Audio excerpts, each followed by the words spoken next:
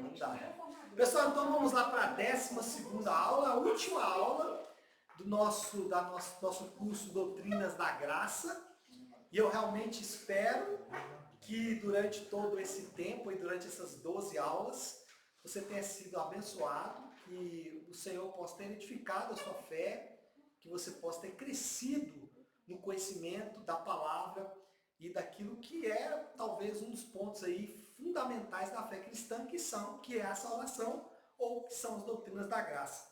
E eu vou encerrar com um assunto que é, do meu ponto de vista, um dos assuntos mais belos, até porque ele fala do futuro. Voltando para o nosso texto base, que eu usei na minha primeira aula sobre o chamado, que é Romanos 8:30, o apóstolo Paulo fala: e aos que predestinou, passado, a esses também chamou, passado. E aos que chamou, passado, a esses também justificou, passado. E aos que justificou, passado, a esses também glorificou, futuro. Só que Paulo fala de algo que vai acontecer no futuro, mas ele usa o verbo no passado. Deus nos glorificou no passado por algo que ele vai fazer no futuro. Perseverança dos santos, como você disse na última aula. E eu quero falar exatamente desse glorificou, que é um aspecto futuro que Paulo cita como do passado. Eu quero falar desse aspecto glorificou. E eu quero fundamentar o que é glorificação. A glorificação dos crentes engloba 3 aspectos distintos. Quais são? Morte, céu e ressurreição. E aqui eu já começo na minha fundamentação, tá? Contornos aí da nossa teologia. Na morte, a alma de um cristão imediatamente se torna perfeita e adentra a presença de Deus no céu. Então a primeira coisa que eu faço aqui na fundamentação é desmontar a teoria de que os crentes estão dormindo quando morrem. Essa é uma doutrina que parece que pegou os crentes como o vírus da gripe, né? Crentes, eles acreditam firmemente que vão morrer e vão dormir. Essa é uma teologia que acompanha os adventistas do 7º dia. O adventismo defende o chamado sono da alma, mas essa doutrina não encontra respaldo nas escrituras. E eu vou explicar daqui a pouco cada um desses elementos, mas já começo dando contornos aqui à glorificação, dizendo que o crente, eu até falei na última aula que eu dei sobre o assunto, que no instante seguinte à sua morte, você já estará com o Senhor. No instante seguinte à sua morte, você já estará com o Senhor. Aí eu continuo aqui na fundamentação, né? O céu é o estado intermediário, não o estado final. Então os crentes não vão para o céu. Eles vão passar pelo céu. Seu destino final, sua parada final não é o céu. Então os crentes, o céu é o estado intermediário no qual os crentes aguardam a ressurreição que acontecerá no futuro quando Cristo retornar. Nesta oportunidade, eles experimentarão plena perfeição, tanto para o corpo quanto para a alma. Então, essa é a nossa fundamentação. Basicamente é isso que nós vamos falar aqui. Base bíblica para isso. Abra sua Bíblia em 1 Coríntios capítulo 15. Se você quiser pode acompanhar aí quem está com o formulário aí da aula, né? Eu gosto de abrir a Bíblia, sempre bom. Lembrando que tem uma indicação literária aqui. Esse livro da Nancy Guthrie, não sei se essa é a pronúncia, né? Guthrie, ainda melhor que o Éden. Aqui o que ela faz? Ela fala de aspectos que são do Éden e que são da vida agora, que na vida futura serão muito melhores. Por exemplo, ela fala a história do deserto, a história da árvore, a história da imagem de Deus, a história das vestes, a história do noivo, a história do Shabat, a história da descendência, a história de uma habitação, a história de uma cidade. Mostrando que o que nos aguarda não é o retorno para o Éden. O que nos aguarda é a nova Jerusalém, a nova cidade de Deus. Então eu super indico esse livro aí. Você vai colocar no grupo, né, meu amor? Então aí, coloca no grupo aí que o pessoal pode. Se vocês quiserem folhear também depois, fica à vontade, tá? 1 Coríntios capítulo 15, eu separei alguns versículos, porque ele vai nos dar aqui a base para essa glorificação, tá? Antes de tudo, entreguei a vocês o que também recebi, que Cristo morreu pelos nossos pecados, segundo as Escrituras, e que foi sepultado e ressuscitou ao terceiro dia, segundo as Escrituras, e apareceu a Cefas e depois aos 12. Depois foi visto por mais de 500 irmãos de uma só vez, dos quais a maioria ainda vive. Porém, alguns já dormem. Ô pastor, mas aí, tá vendo? Ó, dorme. Você falou que a gente vai encontrar com o Senhor, mas ele está falando aqui de dormir. Por quê? Essa expressão dormir que eles traduziram era como se fosse um ditado, mas não um ditado. Quando você usa uma palavra vulgar, uma palavra simples para falar que alguém morreu. Por quê? Porque dormir é aquela posição que você fica deitado. Então eles usavam a posição que fica deitado para falar que o indivíduo estava morto. Mas se você ler a literatura, tanto rabínica quanto da época, você vai perceber que não havia qualquer possibilidade, nem dentro da filosofia grega, nem dentro da história helênica, nem dentro da cultura helênica, a ideia de que o indivíduo ficaria dormindo esperando alguma outra questão acontecer com ele. Por exemplo, na cultura rabínica havia uma discussão, inclusive Jesus abordou essa discussão, que foi entre saduceus e fariseus. Os saduceus não criam na ressurreição do corpo. Eles criam na imortalidade da alma, mas eles não criam na ressurreição do corpo. Já os fariseus criam na ressurreição do corpo. Então, a ideia aqui qual que é? A ideia deles qual que é? É que o indivíduo morre e encontra logo com o Senhor. Essa discussão que os crentes dormem, ela é muito moderna. Começou basicamente aí com o Adventismo, porque eles liam que dormem literalmente. Só que era uma linguagem que os apóstolos usavam para dizer que o indivíduo estava dormindo no sentido de que estava deitado. Mas obviamente que ele não estava inepto ou inapto, não. Ele estava inativo. Essa é a verdade. Daqui a pouco a gente vai perceber isso em outros textos também, tá? Versículo 7 agora. Depois foi visto por Tiago e mais tarde por todos os apóstolos. Primeira coisa aqui, Paulo está falando sobre a ressurreição e quem que ele fala que ressuscita primeiro? O Senhor Jesus. E dá provas, dizendo: o Senhor Jesus ressuscitou e aqui estão as provas do que o Senhor Jesus ressuscitou. Agora vai para o versículo 12 aí, ainda no capítulo 15. Ora, se o que se prega é que Cristo ressuscitou dentre os mortos, como alguns de vocês afirmam que não há ressurreição dos mortos? Então, o que Paulo faz?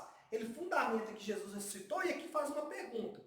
Se Jesus não ressuscitou, como alguns de vocês afirmam, então como é que se prega que Cristo ressuscitou dentre os mortos?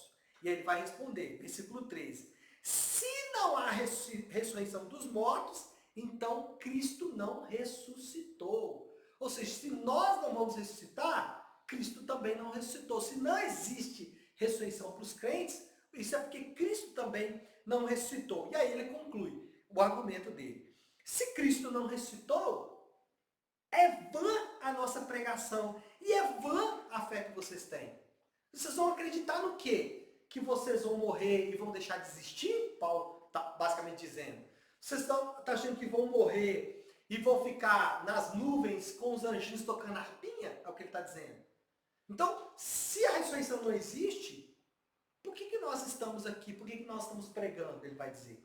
E aí avanço mais um pouquinho e ele vai concluir essa parte no versículo 19, dizendo: se a nossa esperança se limita apenas a esta vida, somos as pessoas mais infelizes deste mundo. Até porque os próprios fariseus, e até mesmo os helênicos, eles criam uma vida pós-morte. Então ele está dizendo, se a nossa esperança se limita apenas a esta vida, se nós vamos morrer e acabou, não temos mais existência, somos os mais infelizes, inclusive mais infelizes do que os próprios incrédulos. E aí ele diz, mas de fato, ele contradiz essa ideia dizendo, de fato, Cristo ressuscitou dentre os mortos, sendo ele mesmo as primícias dos que dormem. Aqui a expressão dormem aparece novamente, já expliquei o que dentro do grego isso significa, não há necessidade de falar novamente. E aí ele vai continuar fundamentando aqui a sua resposta, tá? Visto que a morte veio por um homem, também por um homem veio a ressurreição dos mortos. Porque assim como em Adão todos morrem, assim também todos seremos vivificados em Cristo. A ideia de receber vida novamente. Cada um, porém, na sua ordem. Aí ele vai estabelecer a ordem como acontecerá essa ressurreição. Cristo, as primícias, depois os que são de Cristo, em que momento? Na sua vinda. Então, ele marca quando acontecerá isso, na vinda. E então virá o fim, quando ele entregar o reino ao Deus e Pai, quando houver destruído todo o principado, bem como toda potestade de poder. Porque é necessário que ele reine até que tenha posto todos os inimigos debaixo do seu pé. O último inimigo a ser destruído é a morte. Aqui 2 pontos. Primeiro, ele faz uma pregação escatológica, né?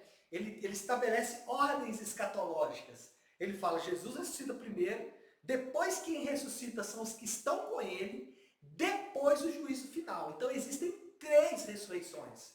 E aqui é um problema, por exemplo, para quem acredita que todo mundo vai ressuscitar junto, Jesus volta, todo mundo ressuscita junto, e aí é o julgamento final. Aqui parece que ele estabelece uma ordem. Haverá 3 ressurreições. Houve uma já de Jesus, depois haverá dos salvos, e depois uma de todos, e incrédulos estão incluídos aí, e os salvos, talvez desse período, e aí a discussão também nessa parte, mas haverá uma 3ª ressurreição, é o que ele parece apontar aqui nesse texto. E aí, finalmente, ele vai dizer que a ressurreição tem a ver com derrotar um grande inimigo do homem, que é a morte. Nós podemos não ter medo de várias coisas, mas certamente todos nós carregamos um pouco de temor acerca da morte. O que ele está dizendo é o seguinte, esse inimigo nós não precisamos temer mais. Então, se não temos que temer a morte, a nossa perspectiva da vida muda completamente.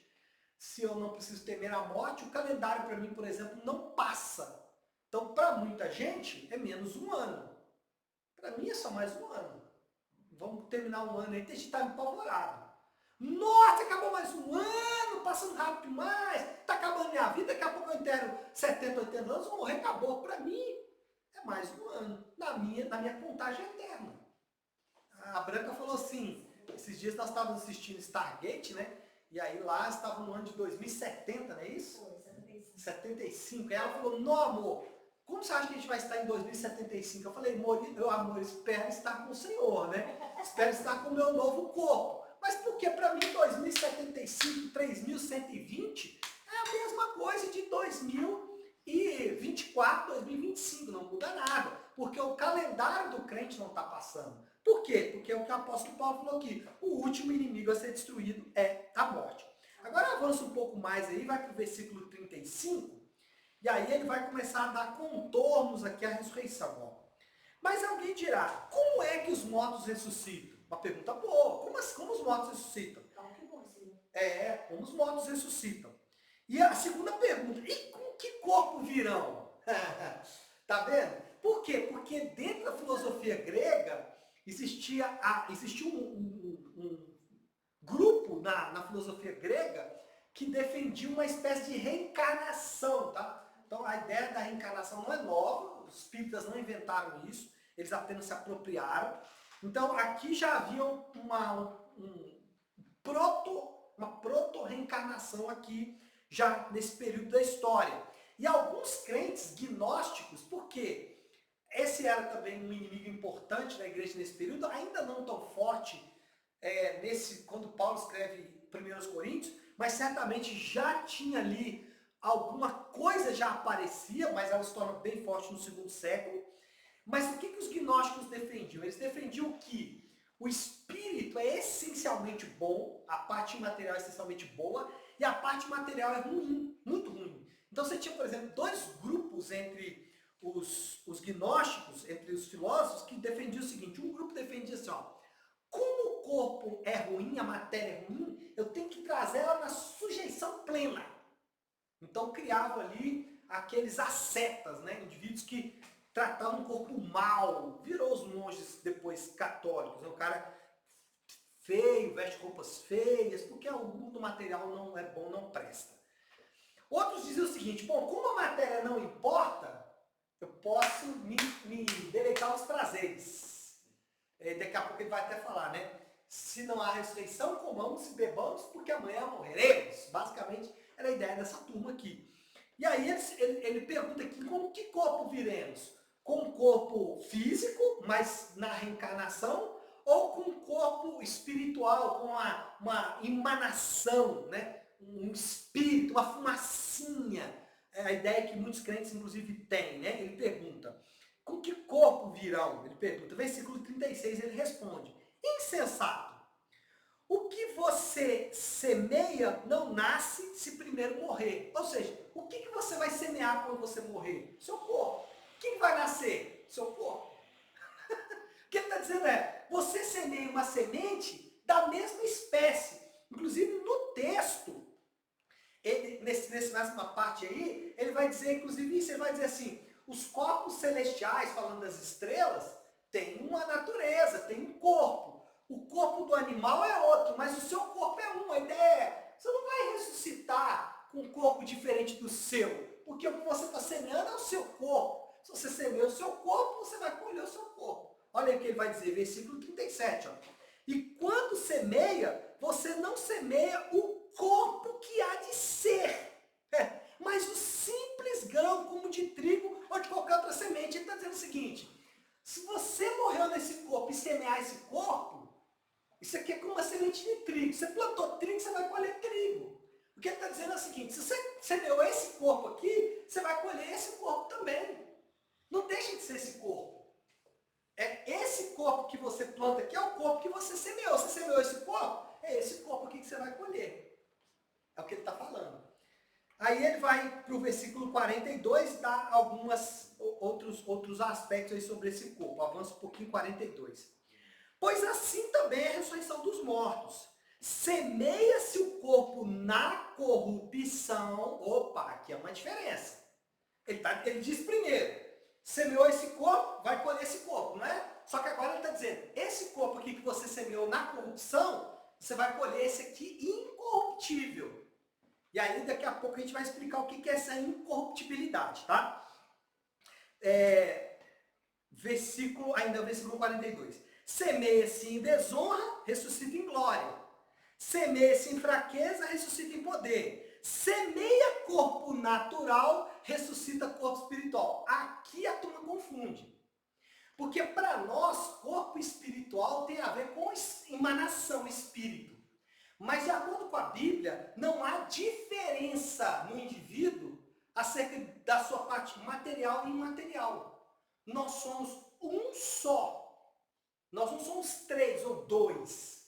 Então, você é tricotomista ou dicotomista? Não, eu sou unicista. Eu sou um indivíduo só. Corpo, alma e espírito. Eu não sou corpo, alma e espírito. Corpo e alma e espírito. Não, eu sou uma unidade, um ser só. Que, assim como a Trindade é um só, que se expressa em três pessoas distintas, eu sou um só, que também me expressa em três partes distintas, corpo, alma e espírito. Só que essas partes fazem parte de mim, eu não separo. Então, quando ele está dizendo aqui, ressuscita corpo espiritual, ele está falando da maneira como isso vai acontecer. E mais, ele está dizendo que agora, aquilo que era corruptível não é corruptível mais. Ele vai dizer isso aí daqui a pouco mais para frente. Ó. Se há corpo natural, há também corpo espiritual, mostrando exatamente isso, que nós temos uma parte material e uma parte imaterial. Agora, versículo 53, faltou 5 aí, né, no meu slide, faltou 5, né, mas é 53. Porque é necessário que este corpo corruptível se revista de incorruptibilidade. Agora ele vai dizer o que é corruptível e incorruptibilidade, ó. O corpo mortal se revista de imortalidade. O que é corrupção e incorrupção? Corrupção é o estágio de decomposição que o nosso corpo está por causa do pecado. Então o que ele está dizendo? O pecado hoje, ele influencia o meu corpo. Tanto que eu já vou nascer adoecendo. Você pega uma criancinha, nasce ali, tem que vacinar. Porque senão ela pega um monte de doença até morre. O tipo está ali, brinca para lá, para cá, daqui a pouco ele pega uma gripe, uma virose, não sei o que, lá. O que é isso? Corrupção. Que corrupção é essa? Corrupção da queda. O que ele está dizendo é o seguinte, esse corpo aqui que é meu, agora ele está marcado pela queda. E eu vou semear ele. Quando eu semear ele em corrupção, eu vou colher ele. O mesmo corpo, trigo. Corpo. Só que Esse aqui morre, o pecado fica lá. Corrupção. Agora não tem mais corrupção, não tem mais pecado. Não tem mais doença, não tem mais... Por isso que ele fala, semeia-se em fraqueza, corre-se em poder. Por quê? Porque não tem mais o vestígio do pecado. Então o que é corrupção e incorrupção? É o vestígio do pecado que é arrancado. E aí ele vai continuar dizendo, ó. E quando este corpo corruptível se revestir de incorruptibilidade, aí o que vai acontecer? O que é mortal se revestir de imortalidade, então se cumprirá a palavra que está escrita. Tragada foi a morte pela vida. Quando isso acontecer, quando o meu corpo, semeado em corrupção, for colhido em incorrupção, o pecado será tirado, e aí o que vai acontecer? Tragada foi a morte. Porque ele disse ali, tragada foi a morte pela vitória. Não tem mais morte. Esse corpo aqui não tem mais morte. Ele não vai mais experimentar a morte. É um corpo novo, mas é o seu corpo, trigo, mas agora sem a presença do pecado. E ele continua dizendo, né? Ele está citando, inclusive, um texto bíblico aí no versículo 55. Onde está a morte, a sua vitória? Onde está a morte, o seu aguilhão? Uma pergunta. O aguilhão da morte é o pecado. Mais uma vez, essa relação entre corrupção e incorrupção. E a força do pecado é a lei. Graças a Deus que nos dá a vitória por meio do Senhor Jesus Cristo. O pecado é forte, a morte é forte, mas graças a Deus que Ele nos dá a vitória em Cristo Jesus. Portanto, conclusão. Qual é a conclusão que nós chegamos aqui? Portanto, meus amados irmãos, sejam firmes e inabaláveis, sempre abundantes na obra do Senhor. O que ele está querendo dizer? Irmão, se você não vai morrer, se o seu corpo não vai acabar, se você não deixa de viver em tempo nenhum, aproveite o tempo que você está agora e gaste o seu corpo quanto você puder na obra do Senhor. Então tem gente que fala assim, eu vou aproveitar minha vida primeiro, depois eu vou servir ao Senhor. Os jovens estão aí, eu vou aproveitar minha vida, depois eu vou servir ao Senhor. O apóstolo Paulo está falando, pensa exatamente o contrário. Não precisa aproveitar a sua vida, até porque da sua vida não tem nada que aproveita. Mas não precisa aproveitar a sua vida, porque a sua vida não acaba. Quem quer aproveitar a sua vida agora? Ela não acaba. Na verdade, o que você quer curtir agora, que você não vai curtir, vai chegar o tempo em que isso vai acontecer quando o seu corpo deixar de ser corrupto ou corruptível e receber incorruptibilidade. E aí ele diz, né? Sabendo que no Senhor o trabalho de vocês não é vão. Então ele diz, qual que é a repercussão da ressurreição? Trabalhe na obra do Senhor. Sejam evangelistas, sejam missionários, sirva os irmãos da fé, sirva os seus amados, pregue o evangelho dos seus filhos, pregue o evangelho dos seus familiares, fala de Jesus para todo mundo, trabalhe na obra do Senhor. Por quê? Porque o seu corpo não vai acabar, a sua vida não vai acabar. Você não precisa aproveitar a vida, porque a sua vida não acaba. Então não precisa perder tempo aproveitando a sua vida. Bom, essa aqui é a nossa base bíblica. Agora vamos falar dos 3 aspectos separados e eu volto daqui a pouco na ressurreição, tá? Primeiro vamos falar da morte. Por que as pessoas morrem? Pergunta importante. Por que as pessoas morrem? Bom, a morte não é punição para as pessoas, tá? Então quando você vai no enterro, por exemplo, um lugar para você ver heresia no enterro. Eu não estou falando de enterro de ímpio, não. Estou no enterro de crente. Então tá lá no enterro de crente, né? Oh, que dó, né? Era tão boa, do tipo assim, Deus deve ter errado, né? Deus deve ter passado a mão, né? Porque não tem condições assim, né? Eu lembro do velório da Beth, né? Da mãe da Flávia, é muito bonito, porque o consenso geral ali era o quê? Glória a Deus, guardou a fé, cumpriu a carreira. Ficamos tristes porque perdemos aquele convívio ali momentâneo, né? Mas sabemos que ela está com o Senhor, está lá viva e daqui a pouco vai receber o corpo dela de volta. Só que para muita gente o que acontece na morte é uma punição, né? O que é a morte? Ela é o resultado final de um processo de degradação que envolve sofrimentos, enfermidades e desastres naturais. Tudo isso consequência de viver em um mundo decaído que está envolto pela maldição do pecado. Os crentes também enfrentam a morte pelos mesmos motivos. Contudo, no caso deles, Deus utiliza a morte como estágio final do processo de santificação. No caso dos crentes, eles morrem pelo mesmo motivo, degradação, estarem vivendo num mundo envolto pelo pecado. Porém, no caso do crente, a morte dele também é o fim de um processo. Qual processo? O processo de santificação, que a minha querida e bela esposa falou muito bem aqui na aula anterior. A morte não é natural como as pessoas pensam, tampouco a morte decorre da maldade ou injustiça cósmica ou divina, como alguns defendem. Dois pontos aí que as pessoas defendem normalmente, que a morte é algo natural. Não, a morte é natural, né? Para morrer basta estar vivo. Mas só que a gente sabe, pelo sofrimento que a morte inflige em nós, que ela não é natural.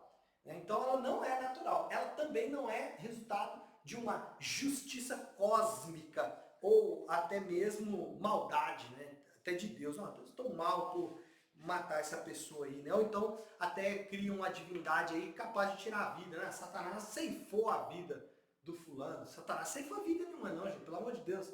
Satanás, ele não é o ceifeiro, ele é o ceifado.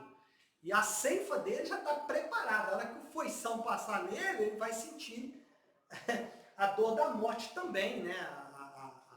O lago de fogo que está programado para ele. Então, Satanás não ceifa a vida de ninguém. Quem toma a vida das pessoas, por assim dizer, é o próprio Deus, porque ele que dá. Ele não toma nada que não tenha sido ele que tenha dado anteriormente. Então, é o próprio Deus que faz isso, mas não faz isso como punição, maldade. É o final de uma vida de degradação, sofrimento, por estar vivendo um mundo decaído no pecado. A morte não é parte do plano de Deus, ainda que ele é aquele que tira a vida, como eu disse agora há pouco, e não deveria acontecer no mundo criado por Deus. A gente sabe que a morte, ela entrou no mundo, né? O apóstolo Paulo cita isso em Romanos, capítulo 5, versículo 12. Ela entrou no mundo, mas ela não foi criada inicialmente para estar ali. O homem não foi criado para experimentar a morte, por isso ela é tão traumática, né? Falando aí da Beth que eu lembrei aqui agora, né? Como é difícil para todos nós, para a família e tudo mais, enfrentar um momento de luto. Sempre é muito difícil, é muito traumático. Por quê? Porque não fomos criados para enfrentar a morte. Inicialmente, a forma como Deus nos desenhou foi para não enfrentar a morte. A morte, como eu disse, ela entrou em decorrência do pecado. E o que acontece quando um crente morre? Agora vamos separar isso aqui quando as pessoas morrem, por que as pessoas morrem. Agora, o que acontece quando as pessoas morrem? O crente. Aos que estão em Cristo, a Bíblia encoraja a não enxergar a morte com temor. Pelo contrário, os crentes são incentivados a considerar a morte com alegria, sabendo que depois dela estarão com Cristo. Olha aí o que diz Hebreus 2,14. Esse texto é maravilhoso, né? Visto, pois, que os filhos têm participação comum de carne e sangue, também Jesus igualmente participou dessas coisas. Para que Jesus participou dessas coisas? Para que Jesus revestiu-se de humanidade?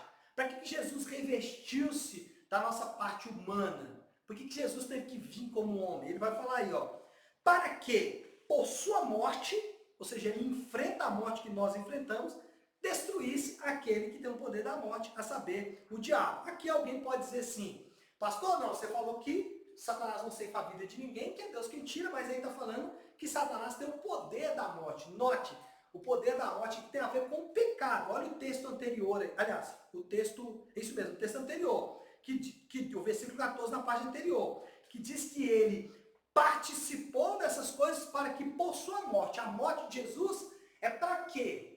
Para desfazer o poder do pecado.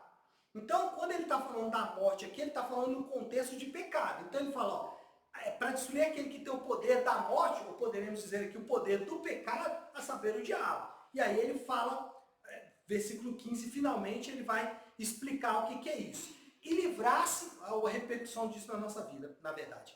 E livrasse todos os que, pelo pavor da morte, estavam sujeitos à escravidão por toda a vida. O que ele está dizendo aqui?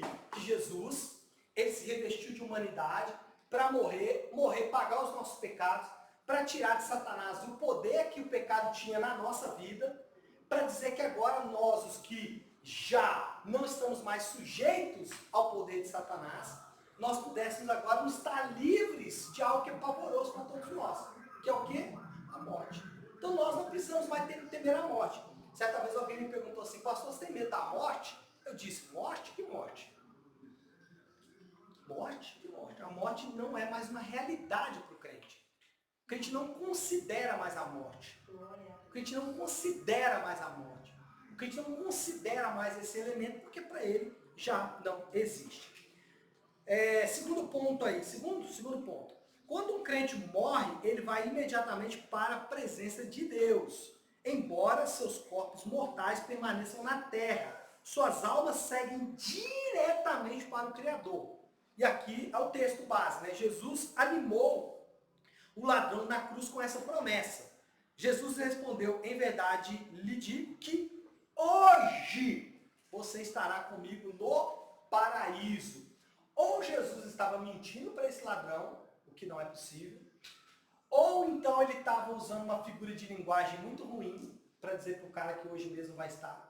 Ou ele estava, como nós acreditamos, estabelecendo aqui o que nós cremos que é a verdade bíblica, de que os indivíduos assim que morrem já se encontram com o Senhor, a ponto de ele falar que hoje mesmo, ou seja, assim que você morrer e que eu morrer, nós estaremos juntos lá no paraíso. Terceiro ponto aí, considerando que as almas dos crentes são eternamente felizes na presença de Deus, não existe necessidade de orar por elas enquanto estão mortas. Olha lá, se o indivíduo está com Cristo, por que eu vou orar pelas almas dele? Por que eu vou orar? Por que eu vou ficar tentando conversar com ele se ele está morto? Se ele está feliz na presença do Senhor? Se ele está na mão, a não ser que eu não creio que ele está na mão do Senhor. Mas se ele está na mão do Senhor, não há necessidade nenhuma de orar por ele. Por quê? Ele já encontrou plenitude. Para que fazer missa de 7 dias, 30 dias, sei lá, qualquer tipo de missa? Não faz o menor sentido, uma vez que ele já está com o Senhor. Ainda assim, podemos sentir tristeza e pesar pela morte de pessoas, mesmo sabendo que um parente ou amigo está na presença de Deus em constante felicidade. Todavia, a tristeza sentida pela morte de um cristão não é desesperança. Vamos sentir tristeza, vamos sentir pesar, vai fazer falta na nossa vida, vai fazer falta na nossa dinâmica de vida, vamos sentir muita tristeza por isso, mas com esperança. Esse texto aqui é o que eu mais gosto de ler e explicar rapidamente quando eu vou fazer culto fúnebre. 1 Tessalonicenses 4,13. Irmãos, não queremos que vocês ignorem a verdade a respeito dos que dormem, para que não fiquem tristes como os demais que não têm esperança. Então, quando tiver um crente lá, a gente fala, olha, não fique abalado, não fique triste quanto às outras pessoas, que não tem esperança. Mas você tem esperança porque o seu ente querido vai estar com você daqui a pouco. Você é salvo em Jesus Cristo, ele é salvo em Jesus Cristo, daqui a pouco vocês estarão juntos novamente. Por isso que nós temos esperança. A nossa esperança não é vã, é olhar para aquele indivíduo que está ali morto e dizer, olha, daqui a pouco estarei junto com você. É assim que eu me confortei. Por exemplo, no caso do meu pai, fiquei mais confortável. No caso de outras pessoas que perderam, talvez não tenham tanta segurança, mas no caso do meu pai, por exemplo, o que me deu esperança foi o fato de que ele deu sinais de conversão enquanto estava aqui. Então, isso me dá a garantia de que ele provavelmente está com o Senhor e isso me deixa feliz, isso me dá esperança. E quando um não crente morre? O que acontece quando alguém que não é crente morre? Quando as pessoas que rejeitam as reivindicações e implicações do Evangelho de Cristo morrem, eles vão imediatamente para o castigo eterno, o qual, de acordo com a Bíblia, denomina-se inferno. Ou seja, o indivíduo, assim como o crente, imediatamente morre, ele vai para o encontro do Senhor, o ímpio também, quando morre, vai também imediatamente para o castigo eterno. Eu separei alguns versículos aí porque hoje é engraçado que às vezes a pessoa fala com autoridade bíblica, né? Esses dias eu vi um indivíduo na internet dizendo com autoridade bíblica. Não, porque inferno não existe na Bíblia. Ele fala com autoridade bíblica, né? Inferno não existe na Bíblia. Aí o cara para assim, olhando para ele e fala assim, inferno foi inventado pela Igreja Católica, mas não está na Bíblia. Bom, então vamos lá. Mateus 25, 41. Então o rei dirá também aos que estiverem à sua esquerda, não é por acaso que é a esquerda, tá? Afastem-se de mim, malditos, para o fogo eterno preparado para o diabo e seus anjos. Tô brincando, viu, gente? Não tem nada disso não, tá? Versículo 46 agora, olha aí, ó. Bom, ele vai para onde? Para o fogo eterno, preparado para o diabo e seus anjos, tá? E aqui é engraçado porque eles falam assim, não, porque é Hades, Geena, as palavras em grego, né, Sheol, Tártaro, né? Irmão, a questão não é o nome do lugar. Porque aí tem gente que fala assim, não, porque quando Jesus disse esse lugar aqui, ele estava falando de um lixão que tinha em Jerusalém. Ele estava usando essa figura de linguagem mesmo. Mas o que você tem que perceber é as características desse lugar, independente do nome. Olha o que ele está falando aqui? Para o fogo eterno. Não, fogo eterno não é um lugar bom. Eu sei que o baiano aí gosta de um fogo eterno lá na Bahia, né? Tô brincando. Porque lá é muito quente, né? E tem muita pimenta, a brincadeira não foi boa. Deixa eu desfazer essa aqui, né? Não foi boa, né? Eu sei que tem gente que gosta de calor, né? Tem gente que gosta de calor, mas aparentemente que fogo eterno não é um lugar bom, não, tá? Olha aí, o versículo 46. Deu para desfazer, né, irmão? Deu para desfazer. Deu para desfazer, né? Beleza. Fui fazer a brincadeira com o baiano ali, que era me passar batida e quase que eu me enrosco aqui. Olha aí, 46, ó. E eles irão para o castigo eterno. Irmãos, não sei como vocês encaram castigo eterno, mas não deve ser bom. Independente do nome. Geena, Tártaro, Sheol, Hades, o Vale de Inon, né, que era esse lixão que tinha lá em Jerusalém. Mas o que ele está dizendo aqui é que é castigo eterno. Marcos 9,47, olha aí, ó, Marcos 9,47. E se um dos seus olhos leva você a tropeçar, arranque-o, pois é melhor entrar no reino de Deus com um olho só, do que tendo os dois, ser lançado no inferno. E por que é melhor entrar no reino com um olho só? Porque lá o seu olho vai ser restaurado, mesmo você perca ele aqui. Então, se você não tem vista, se você não enxerga bem aqui, eu, por exemplo, lá, ainda que fico bem charmoso de óculos, lá não vou precisar usar óculos, né? Não vai ter essa necessidade, né? Ainda que fique muito bonito de óculos, mas lá, né, Samuel, você também vai ter que abrir mão. Você fica com essa cara de nerd, né? Essa cara de inteligente, né? Ah lá, o Vitor gostou se eu não te falar. Aí você fica com essa cara de inteligente, assim, né, com esse óculos, e muito bonito também, por sinal, com essas covinhas aí, mas lá você não vai precisar desse óculos aí, nem eu, nem ninguém que usa óculos. Seu pai também não, vamos nos livrar do óculos aí. Então ele fala, ó, é melhor ter um dos olhos do que ser lançado no inferno. Mas o que ele está dizendo aqui é o seguinte, algo muito valioso para você hoje, que é a visão, essa visão é melhor você perder ela do que ir para o inferno. Troque tudo que você tem aqui pela ida para o céu, porque o inferno não é um lugar bom. E aí ele vai dar algumas características aí, ó. Onde não lhe morre o verme, nem o fogo se apaga. A pastora Flávia, minha querida irmã Flavinha, tem uma teoria de que o verme que não morre lá são as baratas, né? Porque ela tem também as baratas, né? Outros bichinhos aí, né? Nenhum bicho nojento vai estar no céu. Entendi. Porque o verme só no inferno, né? Isso tá bom. Então, o texto não está falando isso não. Está falando que tem verme no inferno. Não está falando que tem. Não está falando isso não. Isso aí é por sua conta, né? Mas enfim. Vamos lá. E o último texto é Apocalipse 20:15. E se alguém não for achado escrito no livro da vida, esse foi lançado no lago de fogo. Aqui parece que o inferno também não é o estado final. O inferno é o estado intermediário, porque o estado final é esse lago de fogo aqui. Assim como os crentes, o céu não é o estado final, é o estado intermediário. Eles vão ressuscitar para viver eternamente com o Senhor na cidade celestial. Assim também os ímpios viverão aí nesse lugar que é o lago de fogo.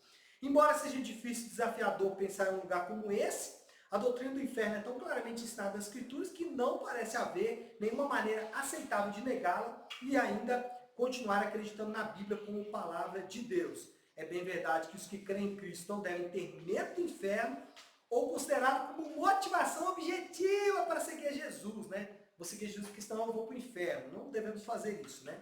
Ainda assim, pensar nele com grande tristeza e algum temor. Ademais, as Escrituras nunca nos encorajam a pensar que as pessoas terão uma segunda chance de responder ao Evangelho que não na vida presente. Então, se você não responder o Evangelho agora, não haverá oportunidade para você no mundo vindouro. O texto de Lucas, versículo 16, capítulo 16, versículo 23, aqui só um ponto, tá? Que aqui nós vamos dar o segundo texto que referendo o fato de que não estamos dormindo, que vamos já direto para o Senhor. Lucas 16, 23. Por quê? Isso aqui não é uma parábola, isso aqui é uma história. Isso aqui é uma história real, os indivíduos aqui são reais. Jesus está contando essa história e ele diz: no inferno, estando em tormentos, o rico levantou os olhos e viu ao longe Abraão e Lázaro junto dele. Então, gritando, disse: Pai Abraão, tenha misericórdia de mim e mande que Lázaro molhe a ponta do dedo em água e me refresque a língua, porque estou atormentado nesse fogo. Mas Abraão disse, filho, lembre-se de que você recebeu os seus bens durante a vida, enquanto Lázaro só teve males. Agora, porém, ele está consolado aqui, enquanto você está em tormentos. Versículo 26. E além de tudo, há um grande abismo entre nós e vocês. Olha aí, ó. De modo que os que querem passar daqui até vocês não podem, nem os de lá passar para cá. O que ele está dizendo? Quem está no inferno não pode ir para o céu, quem está no céu não pode ir para o inferno. Aí o rico argumenta, né? Então o rico disse, pai, eu peço que mande Lázaro à minha casa paterna, porque tenho 5 irmãos, para que lhes dê testemunho, a fim de que não venham também para este lugar de tormento. Abraão respondeu, ele tem Moisés e os profetas, ouçam-os. Mas ele insistiu, não, pai Abraão, se alguém dentre os mortos for até lá, eles irão se arrepender. Abraão, porém, me respondeu, se não houver Moisés e os profetas, também não se deixarão de convencer, mesmo que ressuscite alguém dentre os mortos. Ou seja, não há possibilidade de arrependimento, a não ser por meio da conversão, através da pregação do Evangelho. Aqui ele usa a expressão, né, Moisés e os profetas, a lei e os profetas, mas não há modo de conversão a não ser por meio disso. Nem que um morto apareça ou ressuscite, isso não é capaz de salvar os indivíduos. Na morte dos ímpios, seus corpos permanecem na terra até a volta definitiva de Cristo, quando eles também ressuscitarão para o juízo final. Não consegui ler os textos agora. Aliás, deixa eu ler, né? Atos 24, 15. Porém, confessa ao Senhor que, segundo o caminho a quem chamam seita, assim sirva ao Deus de nossos pais, acreditando em todas as coisas que concordam com a lei, os escritos dos profetas. Tendo esperança em Deus, como eles têm também, de que haverá ressurreição tanto de justos como de injustos. Ou seja, aqueles que estão no inferno hoje ressuscitarão também no último dia para receber a sua justa condenação, que será no lago de fogo. Então eles também viverão eternamente com seus corpos. Assim como nós viveremos eternamente com os nossos corpos, os ímpios também viverão eternamente com seus corpos, ok?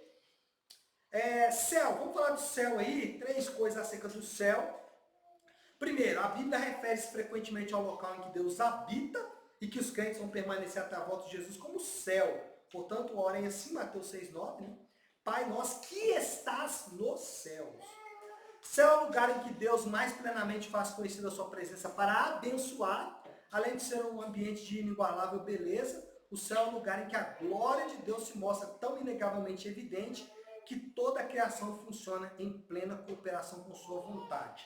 Na volta definitiva de Jesus, os céus também serão renovados. Deus restaurará a sua criação, inclusive céus e terra. O mundo não será mais quebrantado, não haverá qualquer dor, tristeza, sofrimento, tragédia. Tudo funcionará conforme o plano original de Deus. Como minha esposa fez aqui agora há pouco, depois peço a você que leia Apocalipse 21 inteiro. Maravilhoso, mas vai falar exatamente isso aí. E o último ponto nosso aqui é a ressurreição. Permita-me falar em 6 minutos sobre ressurreição. A ressurreição é a consumação definitiva da salvação dos eleitos, ou seja, a salvação nossa, ela não se concretizou ainda, ela se concretizará na ressurreição. Primeiro ponto aí é as provas da ressurreição. Quais são as provas? Os 4 evangelhos contêm informações detalhadas da ressurreição de Jesus. Então, como eu sei que Jesus ressuscitou? Mateus 28, do 1 ao 20, Marcos 16, do 1 ao 8, Lucas 24, do 1 ao 53 e João 20, do 1 até o 21, 25. Segundo, os apóstolos falaram continuamente sobre a ressurreição do Senhor no livro de Atos. Então, em Atos, os apóstolos constantemente falaram aí sobre ressurreição e em outros livros também. Tá? Aliás, então, em todo o Novo Testamento são apresentadas provas e relatos contundentes deste evento único na história da humanidade. Então, Atos, os Evangelhos, Atos e os demais escritos do Novo Testamento, sempre falando de maneira muito objetiva. E aqui talvez a prova mais contundente da ressurreição, Paulo diz que mais de 500 pessoas tiveram contato com Jesus depois da ressurreição, inclusive muitas mulheres. Aqui um ponto importante. 500 pessoas combinarem uma mentira, a chance dela continuar existindo é muito pequena. 500 pessoas Você não consegue combinar nem com 2 ou 3, às vezes, uma mentira, quanto mais com 500 pessoas. O apóstolo Paulo fala que esse é o número de pessoas que viram o Senhor Jesus ressuscitar. Detalhes da ressurreição. O texto aí é muito longo, né? Que é Lucas 24, 36. Eu já vou passar para os pontos logo aqui, por causa do meu tempo. Primeiro ponto aí sobre a ressurreição. Ressurreição não foi o simples retorno da morte, como no caso de Lázaro, porque Lázaro, nós sabemos, Lázaro não é Highlander. Lázaro ressuscitou e morreu de novo. Né? Ele não está aí andando, né? Parecendo, ele não está aí por aí andando, né? Lázaro recebeu o mesmo corpo, ele ainda não semeou o corpo dele, ele semeou depois, né? Jesus recebeu um novo corpo incorruptível. Incorruptível tem a ver com imortal, ou seja, sem a presença do pecado. Ao contrário do ensino espírita da reencarnação, quando Jesus ressuscitou, ele deu origem a um novo tipo de vida humana com um corpo perfeito. No espiritismo, o indivíduo recebe o mesmo corpo. E eles usam tanto a história de Lázaro como a história de Jesus para defender a ressurreição. Mas Jesus não recebe o mesmo corpo. Desculpa, Jesus recebe o mesmo corpo, porém incorruptível, mas é o mesmo corpo, ele tem as características dele mesmo, tá? Então, o olho era o mesmo, o cabelo, as mãos e tudo mais, tanto é que os apóstolos o reconheceram facilmente quando viram. Ele manteve a mesma identidade, outro ponto aqui que também desfaz a reencarnação, porque na reencarnação você recebe outras identidades. Não, Jesus recebeu a mesma identidade. Jesus não assumiu outra identidade quando ressuscitou, preservou suas lembranças, amizades e conhecimento. Aqui é o ponto. Quando ressuscitarmos, irmãos, todas as nossas lembranças estarão resguardadas. Coisas boas e ruins. Não vamos lembrar das coisas ruins que passam aqui, não, irmão. Você é você. Você vai lembrar do dia que você quebrou a perna, você vai lembrar do dia que alguém da sua família morreu, você vai lembrar do dia em que o seu time perdeu uma final de campeonato, né? No caso do Corinthians, isso acontece com frequência, né? E tudo mais, né? Tudo mais. Então, você vai lembrar de tudo isso. Mas nós não vamos sofrer. Por que não vamos sofrer? Porque vamos ver isso da perspectiva do plano de Deus. Hoje nós estamos olhando isso daqui, ó. Então, para aqui a nossa visão é míope, é muito próxima. Quando estivermos lá, nós vamos estar distantes e os planos de Deus estarão funcionando como um filtro. Então, eu vou ver tudo aquilo ali com o filtro do plano de Deus. Em outras palavras, eu vou olhar e vou dizer, não é que ele sabia o que estava fazendo? Inclusive com as coisas ruins que me acontecem. Eu vou olhar e falar, cara, isso aconteceu exatamente porque ele quis. E isso cooperou para o meu bem, cooperou para que eu pudesse estar aqui hoje, por exemplo. O Senhor Jesus, ele quando perguntaram, mas o senhor não morreu? Ele falou, morri aqui, ó, o buraco aqui, eu fui crucificado. Ele não escondeu, ele disse, não lembro. Não, ele falou, não, tá aqui, ó, furado aqui. Né? Alguém disse, mas é o Senhor Jesus. Lembra que Paulo falou que ele é a primícia. Então, o modelo de ressurreição dele é o modelo nosso. As duas próximas ressurreições vão acompanhar essa primeira ressurreição. O novo corpo incorruptível de Cristo não estava mais sujeito à fraqueza, envelhecimento, morte ou decadência. Então, ele não ia mais adoecer, morrer e tudo mais. Ainda assim, seu corpo era físico. Físico. Ele comeu, então tinha boca, provavelmente tinha órgãos digestivos aí, tinha estômago, tinha intestino, né? Talvez ele excretava, mas não dá para dizer, mas provavelmente sim. Mas ele comeu, pelo menos aí órgãos de digestão ele tinha, né? Ele bebeu, ele mostrou as suas feridas, os seus discípulos o viram como ele era. Mesmo assim, esse novo corpo adquiriu capacidade de transpor barreiras físicas, como paredes ou distâncias. Esse novo corpo ele pode passar paredes, então ele não respeita as barreiras físicas normalmente que conhecemos, e também ele podia se transportar de um lugar para o outro facilmente. Então, imagina, talvez aí, né, podemos especular aqui com muito cuidado, mas podemos especular que num instante que estivermos aqui em Belo Horizonte, podemos apreciar as belas montanhas de Minas, ao mesmo tempo dizer, mas agora quero ir lá para as praias do Caribe, e você já vai para lá imediatamente, porque você pode transpor distâncias facilmente. Parece que esse aqui era uma característica que esse novo corpo incorruptível assume. Mas essa parte, como eu disse, é especulação, tá? Até porque o que nos é apresentado em Apocalipse, por exemplo, é que nós vamos ver numa cidade. Não sabemos se essa cidade acompanha os mesmos detalhes das cidades que temos hoje. Eu até acredito que sim, tá? Essa é a minha confiança. Mas aqui há espaço para especulação e é também espaço para muito cuidado. Porque tem alguns irmãos que vão dizer, não, as cidades serão todas destruídas e nós vamos ter só uma grande cidade. Eu creio que a grande cidade estará lá, mas que as outras cidades permanecerão intactas como estão, revestidas de glória, claro, sem maldade, sem pecado, sem crime, sem violência, mas existindo como existiam antes. Essa é a minha sugestão aí. Todos os crentes em Cristo Jesus, já perdi um minuto aqui, né, mas só concluir agora. Todos os crentes em Cristo Jesus terão seus corpos renovados e ressurretos, idêntico ao que ele, Cristo, recebeu em virtude de sua ressurreição. Esse processo é chamado de glorificação, porque os seus corpos recebem um tipo celestial de glória, por isso glorificação.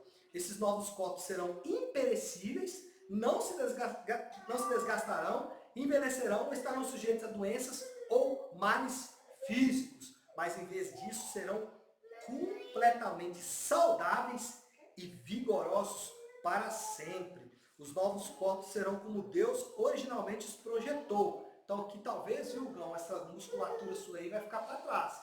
Porque é como o Senhor projetou no início. E ele não projetou com todos esses músculos não, tá? Não, tô brincando. Portanto, a vida de Cristo...